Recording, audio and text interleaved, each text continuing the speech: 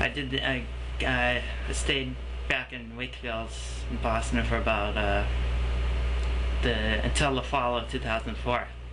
Then I moved back to Montreal, and I took 2 more intensive French courses.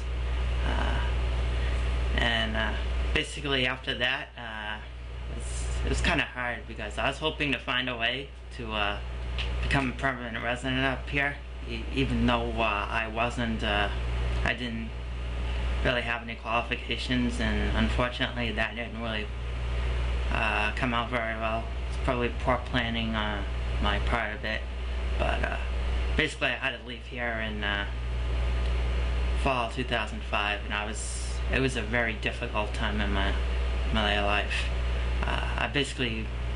I moved down to New Hampshire, to this little town called Allenstown in New Hampshire.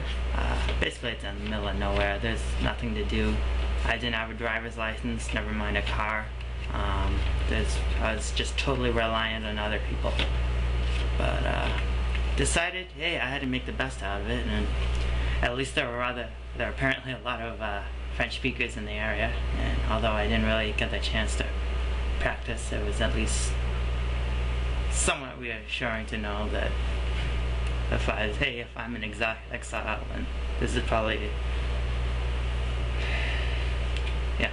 So anyway, yep. I eventually got an okay job. I was in customer service for a company that takes phone calls, and after 6 months of that, I decided I had enough to start the immigration process, and I also decided to move to Vermont to be closer to my friends, and that way I could still fulfill all my obligations of whatever I'd have to do. So yeah, that's basically what I did. I moved to a town called St. Albans. It's basically I think 16 kilometers or 12 miles to the south of the US-Canadian border. I could drive to Montreal to see my friends every couple of weeks, and basically when I was living there, I was towards I think it was summer 2007. My friends actually came to visit me, and it was such a ball. I have a ton of pictures, so it was just such a blast. Maybe I have to tell you some story or something of them later. But yeah, basic. So yeah, in July 2007, my parents also came to visit me, but they came for a family reunion, but I actually couldn't go to the family reunion because I had to go to New York City to have my interview at the Quebec consulate. Basically, Quebec's in charge of their own immigration. The rest of Canada has like their own immigration process. So basically I had my interview, and basically it did not go very well.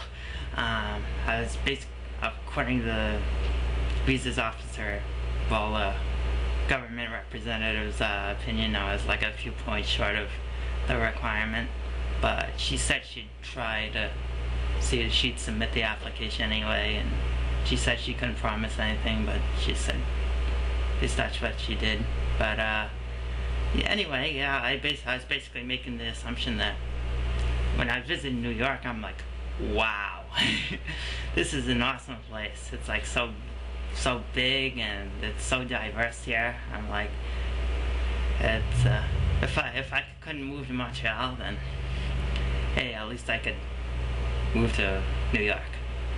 But a few weeks later, when I was back in Vermont, I got a letter in the mail from the Immigration Quebec, and I'm like, oh yeah, you've been refused, here's your right of appeal. Nope, got it, and I got my acceptation letter, so yep, no New York for me, except a visit. But yeah, I was pretty happy, and basically I started a federal application, and it was pretty straightforward. Just background check, medical exam, lots of money, and yep, I got my federal visa. Basically, that means I could move up here. So that's what I did. Got an apartment. I live with two other roommates. They're both from the States, actually. They go to McGill University, which I'm gonna go there eventually, but I'll talk about that another time. Yeah, but I basically love them. Basically, they don't really know that much about me, if you catch my drift.